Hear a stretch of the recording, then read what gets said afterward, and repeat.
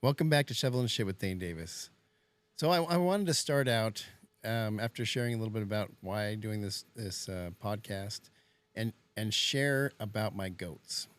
Goats are an interesting animal, and they're one of my favorite on the farm.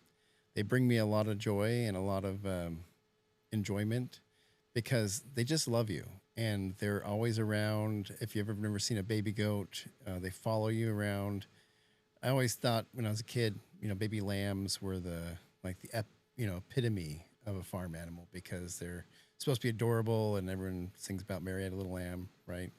But the goats for me are my favorite animal on the farm. And it has to do a lot with their temperament and their attitude, things like that. And I was thinking about in business, it's really important to have your goat or have your goats in your business.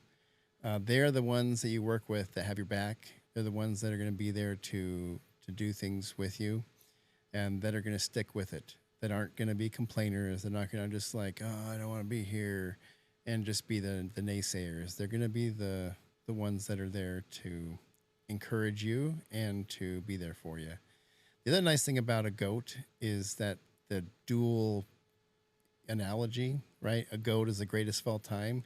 It's super helpful and important to find the right people for the right job. And doesn't mean you have to find the most talented, the most like the highest resume or the best education or the best experience, but they need to be an expert in a way that allows them to bring you value.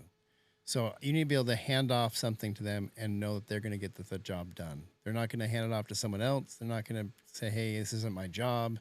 They're going to be the greatest of all time because you can rely on them, and then they'll learn it. I've seen some great people that have not known anything about what they're doing, but because of their attitude and because of their go get it attitude of like I'm just going to figure it out, they become the most expert in that area for your business. Um, and then there are the goats that you do need just to crunch stuff or that are super bright and super smart. And finding the balance of those two where you have a go getter that is positive, that is like expert in their field, those are awesome. And those are the ones you want to keep around for a very long time and hopefully bring with you in any venture you go to. So I found most successful businessmen find those goats and they are very good at having them come with them in the next companies they start, and they just keep churning.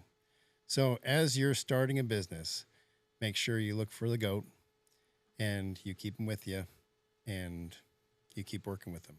So good luck. Thanks for joining me.